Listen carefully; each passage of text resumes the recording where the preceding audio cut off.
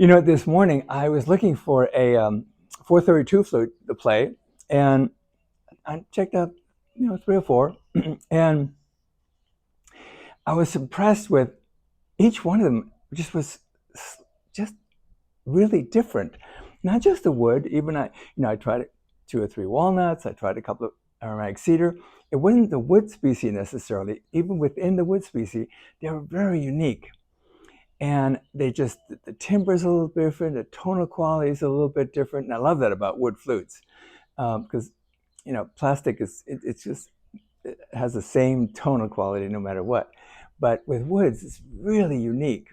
And what I kind of came across was, because I had a conversation the other day with someone, and it was fascinating. I was explaining something, we're talking about something, it was kind of off the wall. And when we were kind of got done, they heard something completely different when we regurgitated some answer to what I was questioning, and they completely misunderstood what I was saying. And it made me think about it afterwards. It's like, it's a little bit like the flutes in that we're very unique.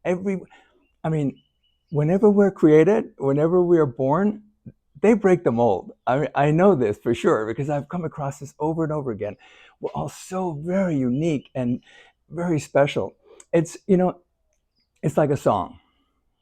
I hear the same melody. I hear a song, and I hear another song it's almost identical, but just has a few notes that are just a little bit different.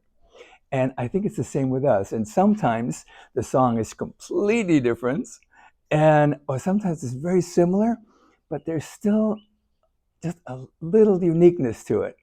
And the same thing with the flutes. I'm always impressed with that because creation is so diverse. And as a matter of fact, in many ways, I think it's a miracle we can communicate at all because, we have different ways of perceiving things and different ways of analyzing things and processing them from our own personal experience. And it's when you look at, there are billions of people on the planet, and each one of them is very unique. So it is a little bit miraculous that we actually get along at all or understand each other at all. But anyway, but more importantly, it pertains to flutes. I was found, Carlos Nakai, this was like back in the early 2000s. He did an interview in a magazine, and I never forgot. One of the things he was saying is that the person really has to adapt to the flute. Each flute is very unique, and you just can't get that flute to make it what you want it to do. It's going to do what it can do, what its character, its personality is.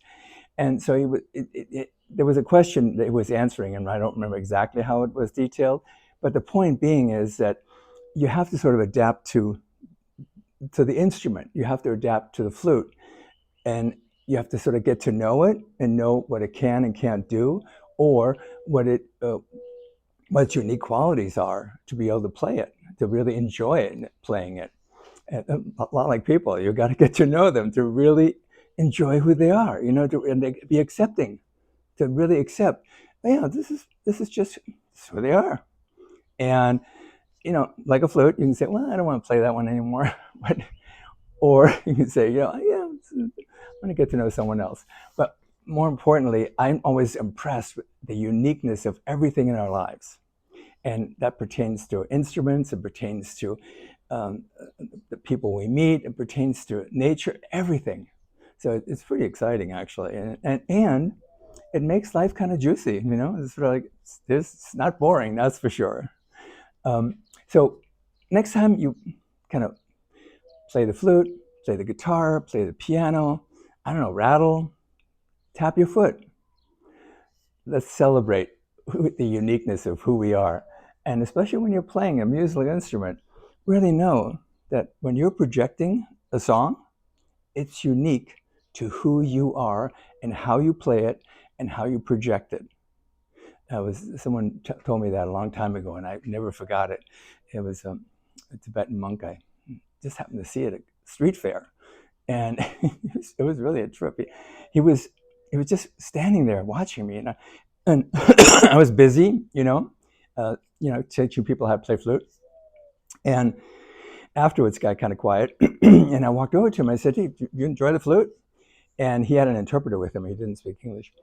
But one of the things he said to me was, he said, really, the flute is so fascinating in the Asian culture, and in Tibetan culture in particular, is because it projects, when you play it, it projects your breath is your life force. And so it projects who you are. It projects the finite being who you are.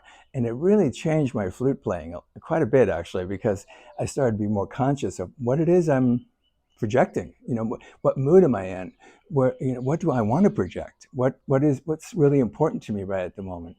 So I encourage all of us to do that when we create music, when we create anything, knowing that we are basically putting into that final entity, whether it's a song, a piece of art, decorating our house, we're putting ourselves into that. So let's celebrate who we are.